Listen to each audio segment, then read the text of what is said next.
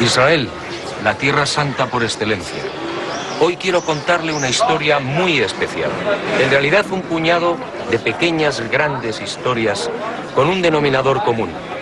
Mi querido y admirado Jesús de Nazaret. Cabe la posibilidad de que algunas de estas historias no sean de su agrado, incluso que le escandalicen.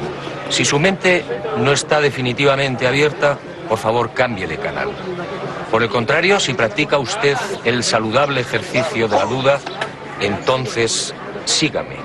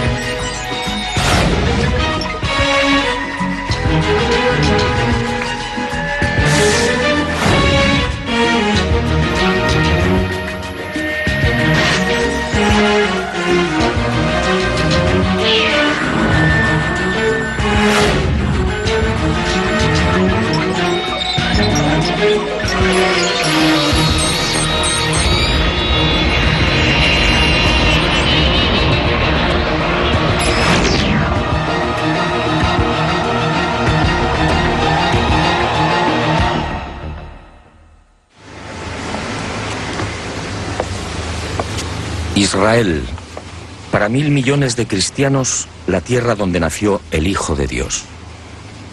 Así lo reflejan la historia y la tradición.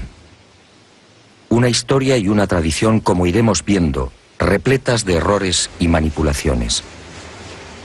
Este sencillamente es mi objetivo: mostrarle cómo los hombres, voluntaria o involuntariamente, han llegado a tergiversar las palabras del Maestro y muchos de los sucesos que los rodearon. Y he dicho bien, tergiversar. Es decir, interpretar erróneamente. Todo un cúmulo de tergiversaciones que ha maquillado y deformado su mensaje, su figura e incluso a cuantos lo acompañaron. Pero empecemos por el principio. María y José, padres terrenales de Jesús, viajan desde Nazaret a Belén obedeciendo la orden de Augusto, el emperador romano. Todos los súbditos deben empadronarse. Corría el año -7 de nuestra era. Y al llegar a la aldea de Belén, María dio a luz a su primogénito. Con este feliz acontecimiento nacería también el primer gran error de esta historia. Un error que todavía arrastramos y que prácticamente no tiene solución. Durante siglos la cristiandad consideró y todavía considera que aquel nacimiento tuvo lugar en el año 0. Grave error. Todo se debió a un lapsus cometido por un monje del siglo VI, Dionisio el Exiguo. En 1582, cuando el Papa Gregorio XIII emprendió la necesaria reforma del calendario de Julio César, se fió de los cálculos de este buen monje, estableciendo el nacimiento de Jesús en el referido año 0. En el siglo XX, historiadores, exégetas y astrónomos descubrirían que Jesús nació mucho antes. La clave se llamó Herodes el Grande, el rey que gobernó Palestina hasta el año -4 de nuestra era. Al fijar la fecha de la muerte de Herodes el 13 de marzo de dicho año -4, los especialistas comprobaron con espanto cómo el calendario actualmente en vigor se hallaba total y lamentablemente equivocado. Amén de que el año 0 como tal no existe, es perfectamente sabido que Jesús nació bajo el reinado del sanguinario Herodes. Y es igualmente conocido que dicho rey ordenó la matanza de los niños varones menores de 2 años de edad de Belén y su comarca. Esta trágica circunstancia sitúa el nacimiento del Maestro en los años -6 o -7. En otras palabras, Si los cálculos de Dionisio el Exiguo hubieran sido rigurosos, hoy estaríamos en el 2008 o en el 2009.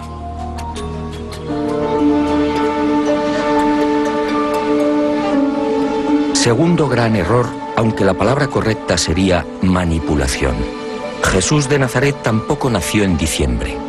En esta ocasión, el invento procede del siglo IV o quizá del V.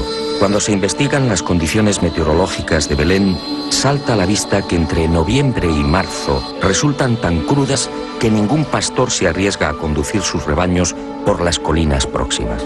Las temperaturas pueden descender hasta 5 y 10 grados bajo cero. Pero hay más. En aquel tiempo, cuando José y María viajaron hasta Belén, este tipo de desplazamientos, a pie o con animales, se desarrollaba siempre en época seca, jamás en temporada de lluvias. José y María, por tanto, tuvieron que llegar a Belén entre mayo y octubre.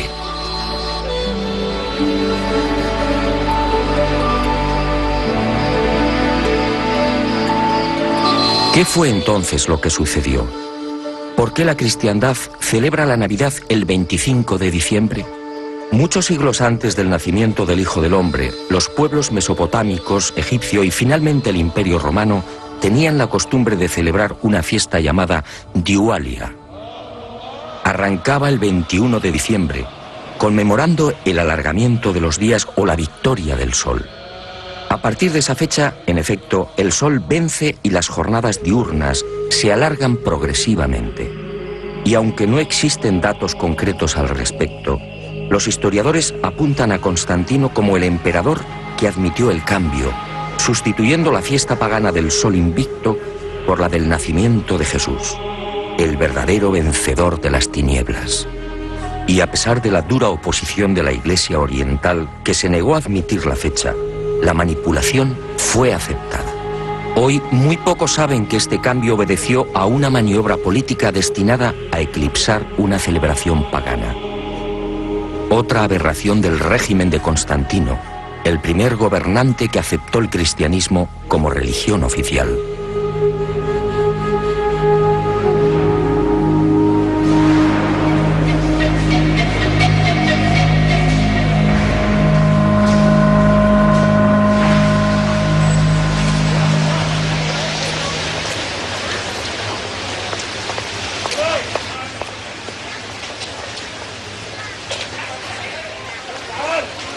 Y usted se preguntará, ¿cuándo deberíamos celebrar la Navidad? Hace años recibí una información privilegiada en la que se revela que Jesús de Nazaret nació a las 12 del mediodía de un 21 de agosto. Esa al parecer sería la fecha exacta. Un aniversario que obviamente celebramos muy pocos.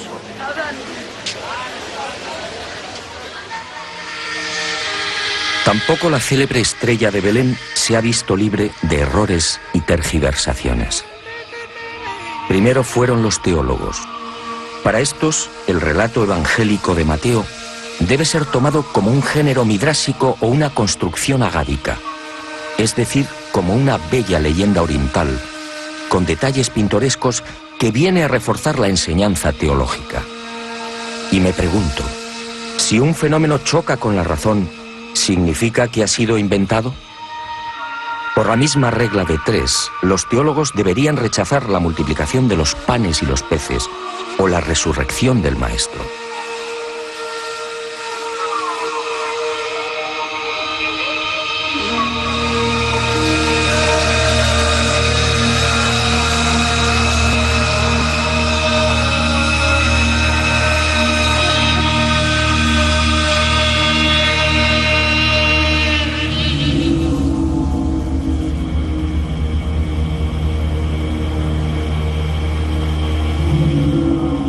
Después, a la miopía de los teólogos se sumó la de los astrónomos.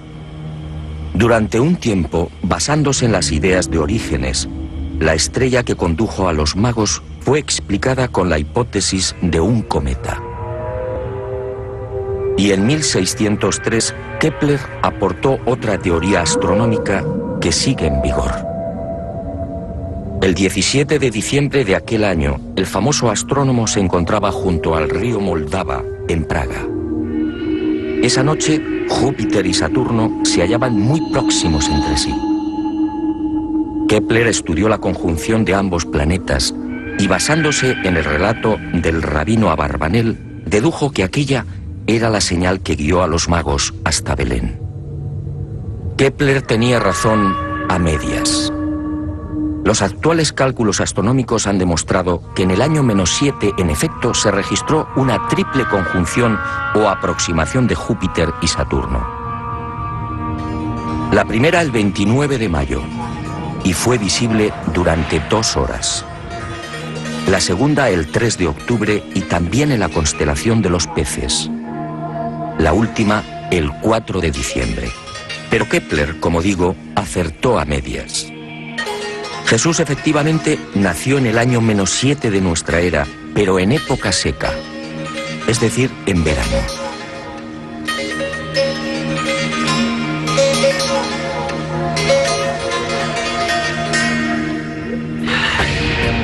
De las 3 conjunciones registradas por la astronomía, solo la primera, la del 29 de mayo, encajaría en la hipótesis de Kepler y de los astrónomos modernos. Pero esa intensa aproximación de Júpiter y Saturno solo duró 2 horas. Y me pregunto, si el viaje desde Ur de Caldea hasta Belén podía tener una duración aproximada de 3 meses, ¿cómo llegaron los sacerdotes y astrólogos caldeos hasta el lugar donde se hallaba el niño?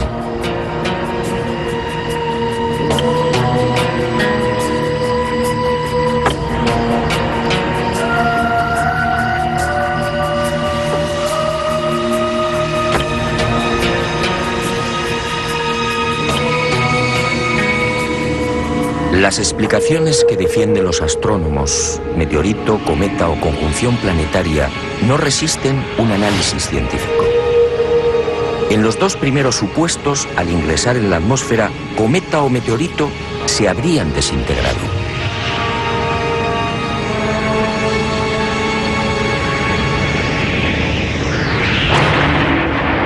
En el caso de una conjunción, como hemos visto, la duración de la misma es mínima. Además, ¿qué clase de conjunción podría guiar a los magos si el viaje, como era habitual en aquel tiempo, se desarrollaba de día? Por simple eliminación, si la estrella de Belén existió realmente, y estoy convencido de ello, solo pudo tratarse de un objeto brillante, capaz de guiar a una caravana a lo largo de 1300 kilómetros y, en consecuencia, tripulado inteligentemente. Como decía el maestro, quien tenga oídos, que oiga.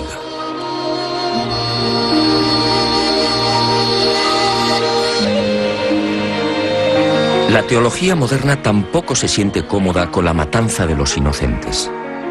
Y de un plumazo la ha relegado a otra leyenda tan propia, dicen, de los orientales. ¿Es que Herodes, el grande responsable de los asesinatos de los bebés, no era capaz de una crueldad semejante? Echemos un vistazo al historial delictivo del odiado edomita, como lo llamaban los judíos. En el año 39 a.C. asedia Jerusalén y acuchilla a miles de hebreos.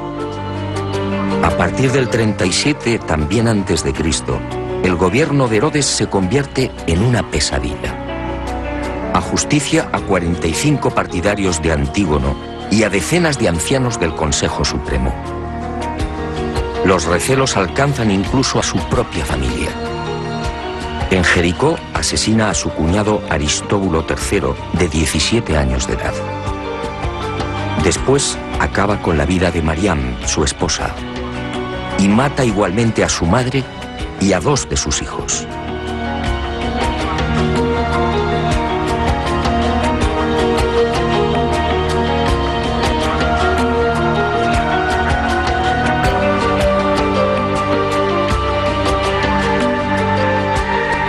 Herodes, por supuesto, era capaz de un infanticidio y de mucho más.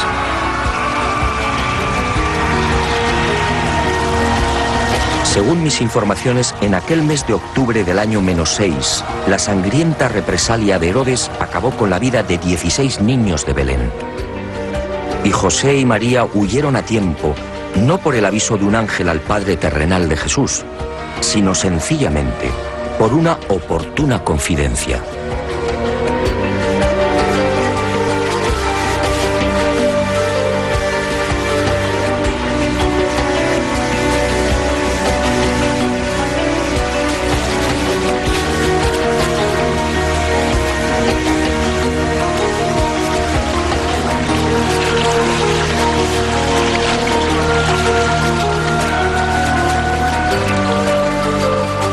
Los escritores sagrados apenas hacen mención de la estancia de José y María en la ciudad egipcia de Alejandría. Aquí vivieron durante 2 años.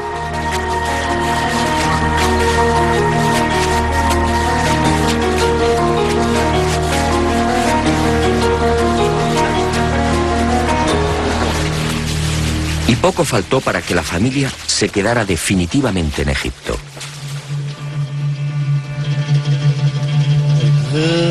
Pero en el año -4 deciden regresar a Belén. Y surge un nuevo conflicto ignorado por los evangelistas. ¿O fue ocultado deliberadamente? A lo largo de toda su vida, María equivocó la misión de su hijo. Para aquella mujer, Jesús no era otra cosa que el Mesías libertador. Un líder político que debería liberar a su pueblo de la opresión romana. Y fuertemente influenciada por esta creencia, la madre del Galileo trató de fijar su residencia en Belén. De esta forma, al hallarse tan cerca de Jerusalén, las posibilidades del hijo en esa supuesta carrera política serían más sólidas y prometedoras que en la oscura y perdida aldea de Nazaret. José se opone y finalmente triunfa el sentido común. El sucesor de Herodes el Grande, el no menos sanguinario Arquelao, no inspira confianza a José y ese mismo año -4 se instala definitivamente en Nazaret. Jesús contaba 3 años de edad.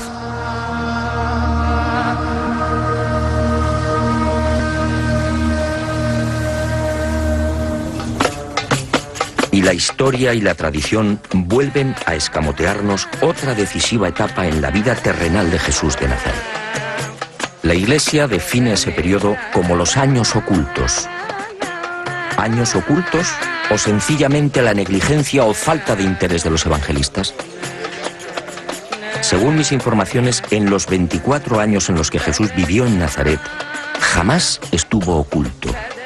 Aquí vio crecer a sus hermanos, 8 en total: Santiago, Miriam, José, Simón, Marta, Judas, Amós y Ruth.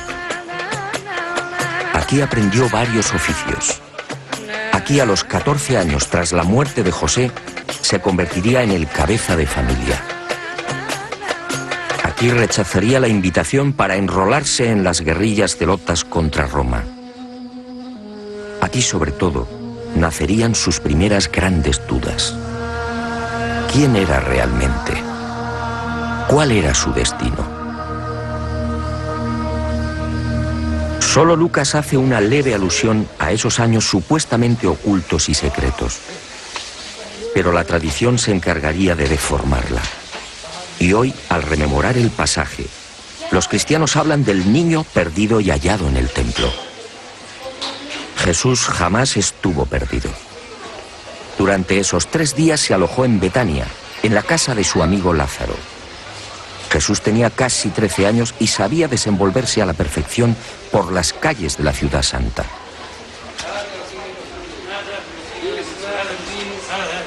Y en este cúmulo de errores y despropósitos, algunos exégetas y teólogos van más allá. Y afirman que Jesús en realidad era analfabeto. Y justifican la afirmación porque no dejó escritos. El infundio resulta patético.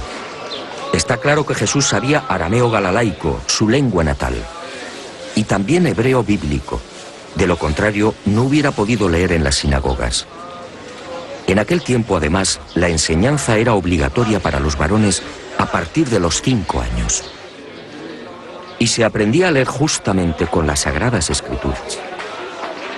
Pero el maestro dominaba igualmente la koiné, el griego internacional utilizado por viajeros y comerciantes. Esa probablemente fue la lengua en la que conversó con Poncio Pilato.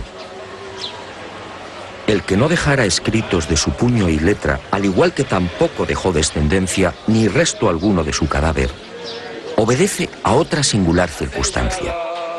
Una opción personal de Jesús que nos llevaría muy lejos y que quizá algún día me decida a contar.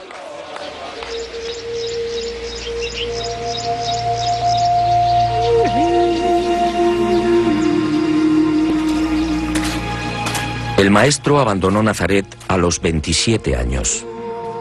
Corría el año 21 de nuestra era. A partir de ese momento, Jesús de Nazaret emprende una fascinante aventura. El sueño de su vida, viajar. Según mis noticias, durante un primer año, el maestro, siempre de incógnito, se embarca en una apasionante gira por el Mediterráneo y parte de Oriente. Tras visitar Jope y Cesarea, se dirige por mar hacia la ciudad egipcia de Alejandría. Aquí permanece un tiempo. Visita la célebre biblioteca y contempla las pirámides de Giza. He aquí otra imagen desconocida del Hijo del Hombre. Jesús al pie de las imponentes construcciones faraónicas. De Alejandría navega hacia Creta y de allí a Cirene y Cartago.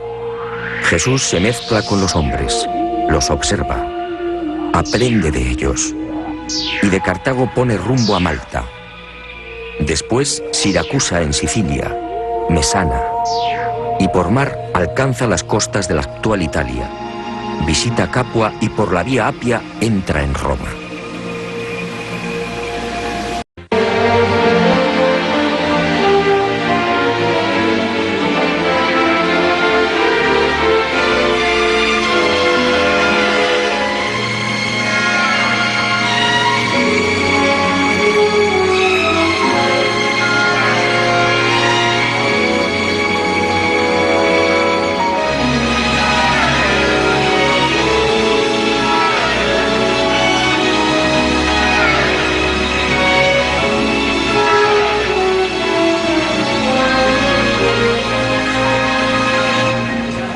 Nadie imagina hoy a Jesús de Nazaret caminando o sentado en las gradas de este formidable Coliseo romano.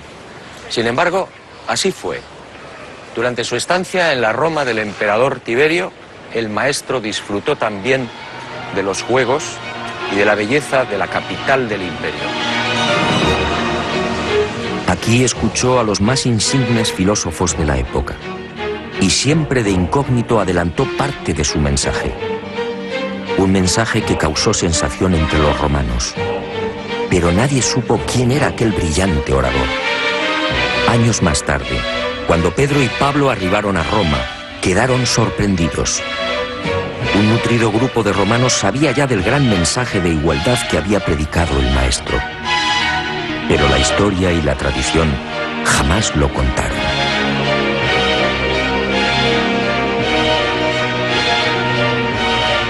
De Roma, Jesús de Nazaret se trasladó a Tarento y desde allí prosiguió a Corinto y Atenas. En la capital de la ciencia y el arte, el maestro siguió escuchando y observando e hizo una advertencia clave. La ciencia nunca podrá demostrar la existencia del alma. El intenso periplo continuó hacia Éfeso, Rodas y Chipre. Y la aventura del maestro por el Mediterráneo, el gran foco cultural y económico de aquel tiempo, cambió de rumbo. De Chipre navegó a la ciudad siria de Antioquía y desde aquí por tierra se adentró en el oriente. Visitó Sidón, Damasco, Ur de Caldea, Babilonia, Susa y Charax. Finalmente regresaría a Nazaret.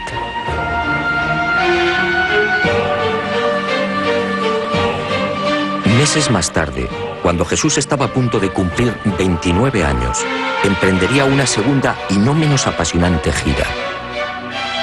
Un largo viaje que lo llevaría desde Jerusalén hasta el remoto lago Urmia y la región suroriental del actual mar Caspio. Un viaje en el que Jesús se mezcló con las razas orientales y en el que, igualmente de incógnito, observó y escuchó a sus criaturas. Otra de las grandes y misteriosas razones de su encarnación: conocer de cerca a los que él mismo había creado.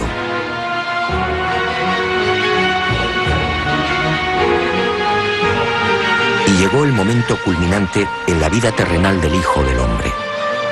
Verano del año 25 de nuestra era. Jesús sabe que su hora está próxima y se retira en solitario a la falda del Hermón, la montaña sagrada. Y aquí, en la soledad de los bosques, Jesús de Nazaret recupera algo que era suyo: la divinidad. En un proceso incomprensible para la mente humana, el Maestro hace suya la naturaleza divina, y a partir de ese instante se transforma en un hombre Dios. Sus viejas dudas e incertidumbres desaparecen. Ahora definitivamente sabe quién es.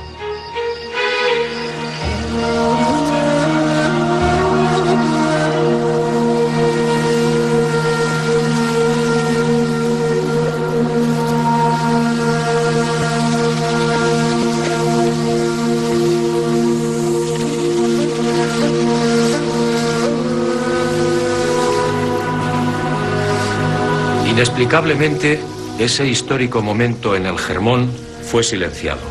Ninguno de los evangelistas acertó a explicar en qué lugar y en qué instante se produjo el fascinante suceso del reencuentro del Hijo del Hombre con su naturaleza divina. Como tampoco escribieron nunca sobre esta cueva, una gruta jamás filmada y que fue escenario de otro acontecimiento singular. Sígame y se lo contaré. Planeta Encantado ha localizado esta importante y desconocida gruta y se la ofrece en rigurosa exclusiva. Es posible que algún día este lugar sea considerado como un notable centro de peregrinaje.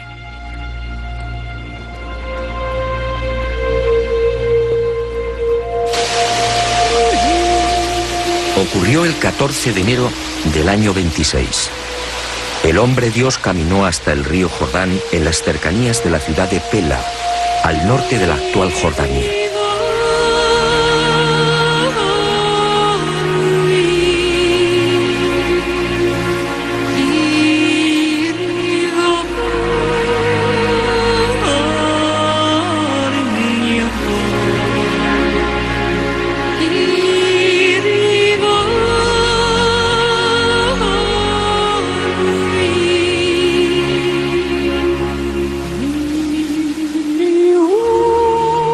Aquí fue bautizado por Juan y de inmediato se retiró al desierto.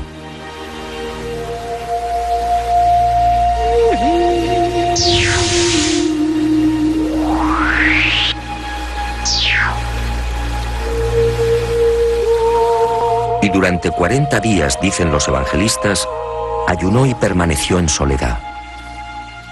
Y cuentan que fue tentado por el diablo. Nuevo error. Mejor dicho, nuevos errores.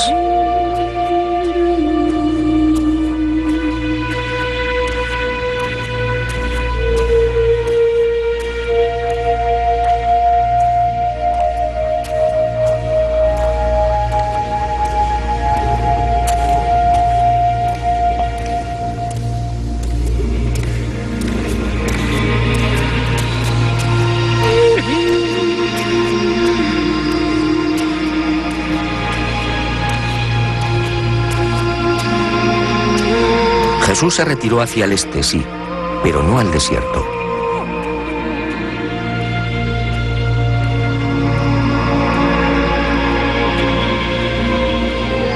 En aquel tiempo, el lugar elegido por el Maestro era una sucesión de suaves colinas a 4 kilómetros escasos de Pela y repletas de olivos y huertos.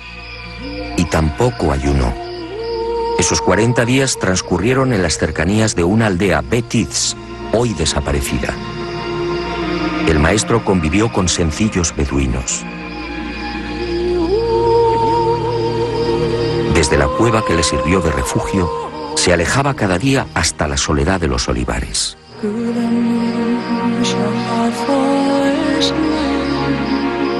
Y fue en estas colinas donde meditó y planificó las líneas maestras de su inminente vida pública. Aquí tomó importantes decisiones sobre lo que debía hacer y lo que debía evitar. También aquí en el Mar Muerto y en sus proximidades sucedió algo que nunca fue contado. Concluido el retiro de los 40 días en la cueva de Pella, Jesús regresó a la Galilea. Y el hombre que lo había bautizado continuó predicando. 5 meses más tarde, el 12 de junio del año 26, Juan el Bautista fue detenido por los soldados de Herodes Antipas y encerrado en las mazmorras de Maqueronte, uno de los palacios de verano del tetrarca. Aquí, en este lugar abrasador y desolado, el Bautista permaneció 1 año y medio. Finalmente, el 10 de enero del año 28, Antipas le corta la cabeza y se la ofrece en una bandeja a Salomé, la hija de Herodías.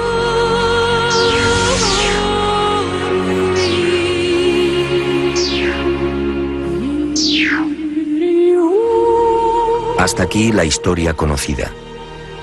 Pero en ese 1 año y medio, mientras el primo lejano de Jesús se consumía en los sótanos de Maqueronte, ocurrió algo que los evangelistas prefirieron ignorar. Es un hecho que Juan el Bautista alcanzó un notable eco entre los judíos. Muy pronto se vio rodeado de un grupo de fieles discípulos. Y entre estos, un personaje que pasaría a la historia años después: Judas Iscariote. Y durante el tiempo de prisión, los discípulos del Bautista acudieron en varias oportunidades a las orillas del mar de Tiberíades, solicitando a Jesús que intercediera por su primo. Uno de esos hombres fue Judas, pero el maestro no movió un dedo en favor del Bautista. Y surgieron conflictos entre los primeros discípulos del Galileo y los seguidores de Juan. Conflictos y disputas que se prolongarían incluso después de la muerte del anunciador. He aquí una de las razones que alimentaría de antiguo el resentimiento de Judas hacia el maestro. Nada de esto fue contado, quizá para no dañar la imagen de Jesús o quizá la del Bautista. El maestro sabía que de seguir vivo, Juan terminaría siendo una continua fuente de problemas y enfrentamientos. En consecuencia, aunque parezca cruel, el Hijo del Hombre dejó que el destino siguiera su curso. He dudado a la hora de incluir este pasaje, pero esa misteriosa fuerza que siempre me acompaña me exige ser valiente. Y vuelvo a insistir, no es mi deseo lastimar a nadie, pero si sus principios religiosos se encuentran definitivamente cristalizados, por favor, cambie de canal. Lo que va a escuchar no le gustará.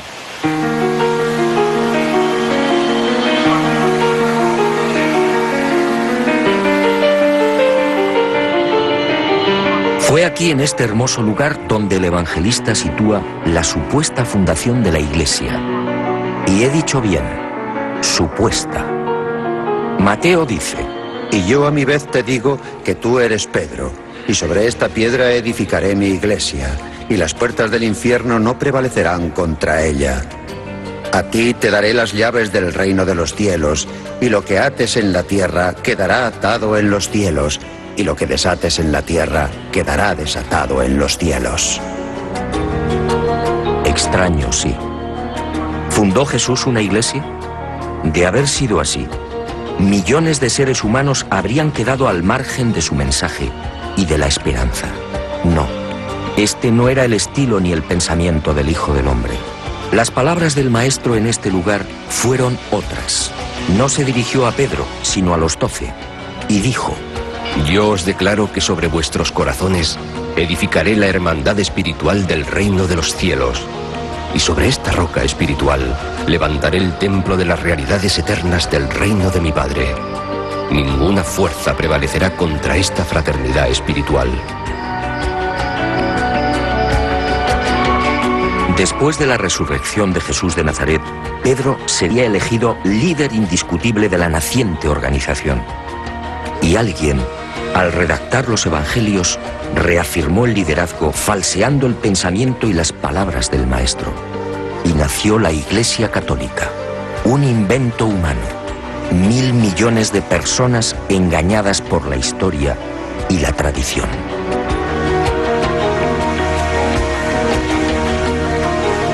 Y las manipulaciones prosiguieron sin el menor rubor. Algunas incluso atentando contra la transparente personalidad del Hijo del Hombre. ¿Quién en su sano juicio puede imaginar a Jesús de Nazaret levantando un látigo contra los cambistas del atrio de los gentiles en el templo de Jerusalén? Solo un necio o alguien que no hubiera conocido al Maestro podría dibujar una escena semejante. Aquel lunes 3 de abril del año 30, el Galileo se hallaba en el templo, sí, pero los hechos fueron muy diferentes. Jesús predicaba a la multitud y fue interrumpido en varias oportunidades por las discusiones y peleas entre cambistas y clientes.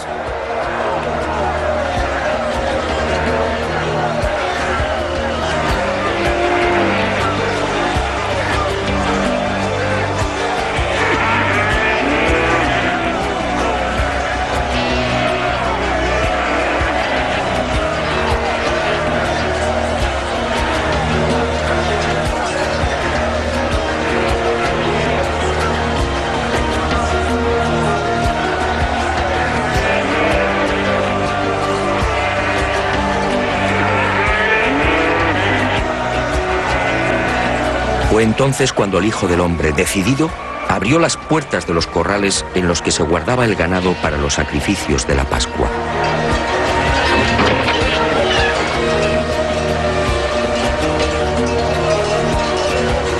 Y fueron bueyes, ovejas y carneros los que, azuzados por Jesús, derribaron las mesas provocando el caos. Un desastre, por cierto, aplaudido por buena parte del pueblo judío, que no veía con buenos ojos aquel injurioso comercio en la casa de Dios.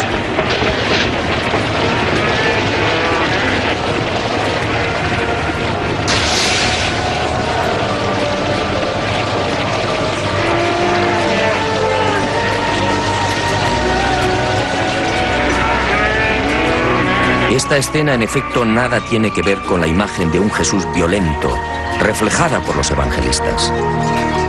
Aquel hombre Dios jamás utilizó la fuerza.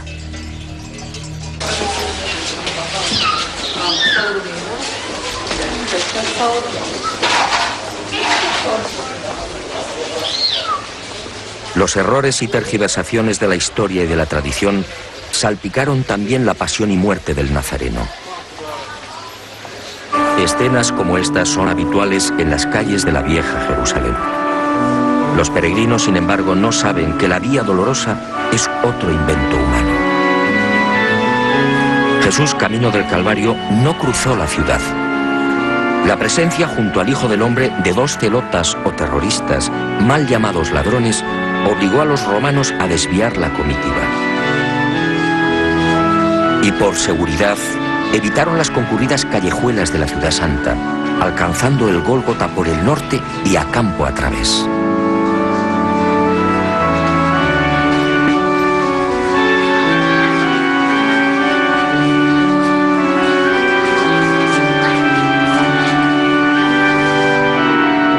¿Qué decir del Gólgota, actualmente venerado en la Basílica del Santo Sepulcro?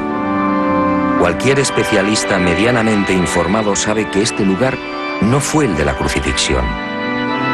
La tradición, una vez más, no fue rigurosa. El nuevo invento arranca en el año 328. Santa Elena, madre del emperador Constantino, encuentra 3 cruces en este paraje. Y la mujer deduce que se trata del Calvario.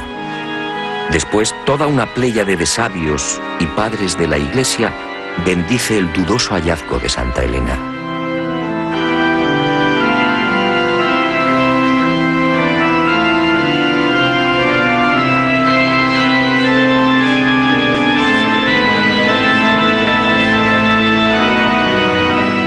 Dudoso sí por 3 importantes razones. En primer lugar, porque el Hijo del Hombre y los celotas no cargaron las cruces completas. Solo los patibulum, es decir, los maderos transversales.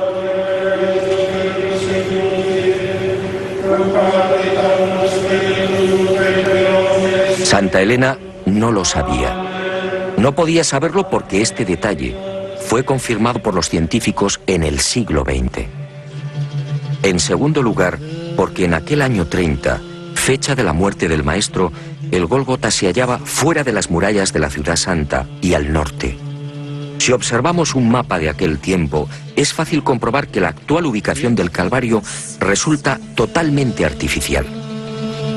De acuerdo a las bien intencionadas pero erróneas directrices de Santa Elena, la basílica que encierra el Gólgota y el Santo Sepulcro fue levantada a casi 1 kilómetro del punto exacto donde fue crucificado el Galileo.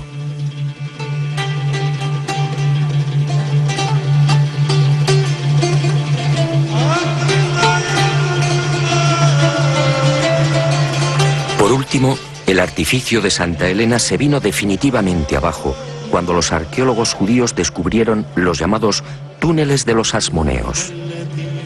En estas excavaciones aparecieron el pavimento de la Jerusalén que pisó el Hijo del Hombre y parte de los muros del segundo templo. Un enlosado construido por Herodes el Grande y situado entre 18 y 20 metros por debajo del nivel actual. En otras palabras, Santa Elena, los padres de la Iglesia y la tradición habían olvidado que Jerusalén fue destruida y vuelta a levantar al menos 20 veces.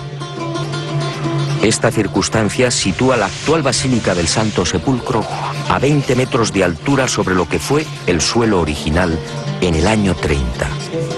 Todo un despropósito.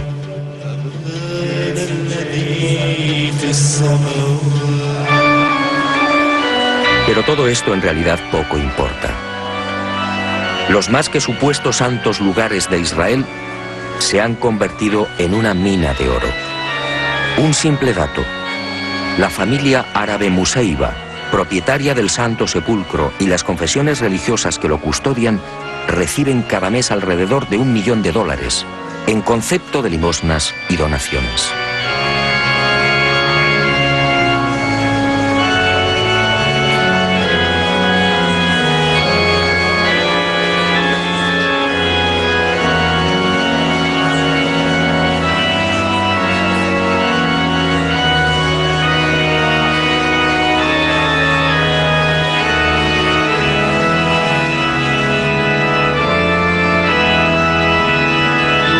A esta vergonzosa e interminable sucesión de errores y manipulaciones hay que sumar por último los lamentables silencios de los evangelistas respecto al Jesús resucitado. Los creyentes, una vez más, resultarían estafados. Los textos supuestamente sagrados apenas relatan 4 apariciones del Maestro después de su muerte.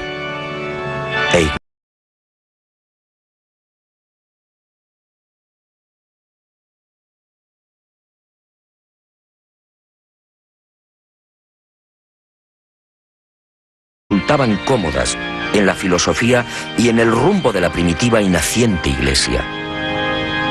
Veamos 2 ejemplos muy ilustrativos.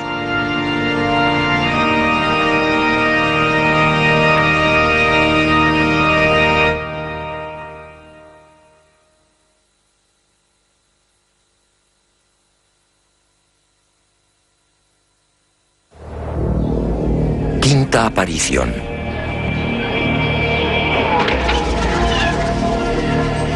El Maestro se presenta ante María Magdalena y otras 24 mujeres.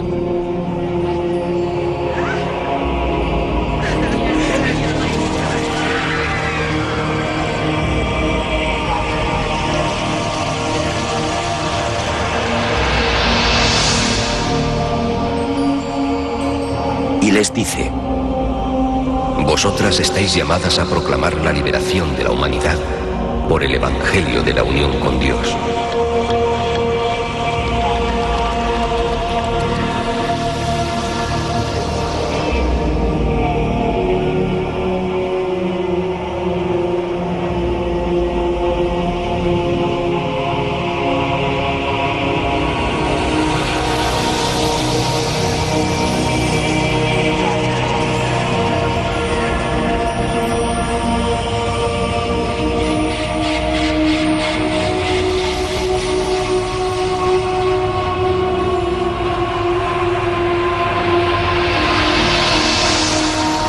Mujeres proclamando la buena nueva.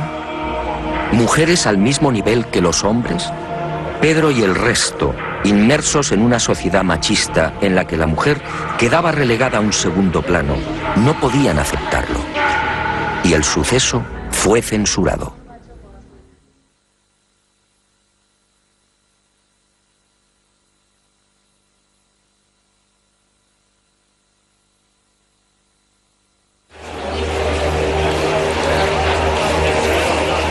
Aparición número 12. Testigos, 80 griegos y judíos.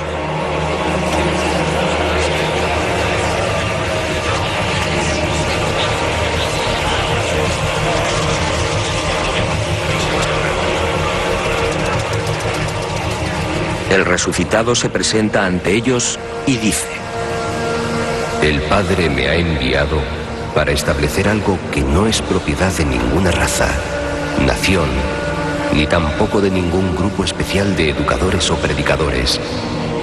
El Evangelio del Reino pertenece a judíos y gentiles, a ricos y pobres, a hombres libres y esclavos, a mujeres y varones, e incluso a los niños. Prestad atención, este Evangelio no debe ser confiado exclusivamente a los sacerdotes.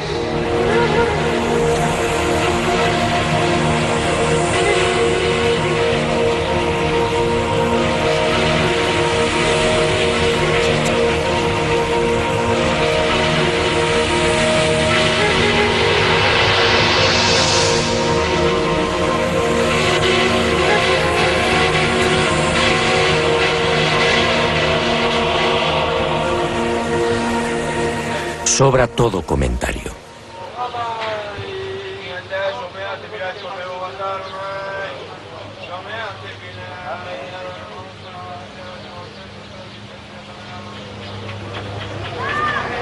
La historia, la tradición y las religiones han sepultado el mensaje original de Jesús de Nazaret.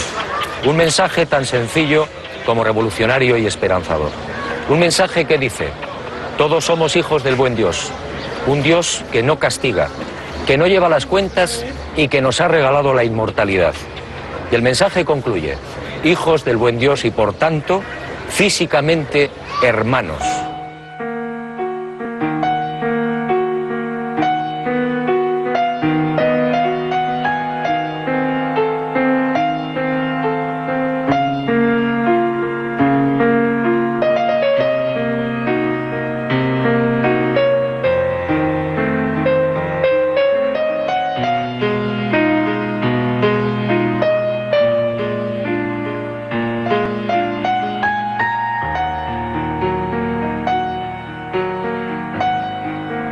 Llegará el día en que este planeta encantado será un mundo apacible y luminoso. Un mundo sin templos, dogmas ni divisiones. Un mundo con una sola religión, la del espíritu.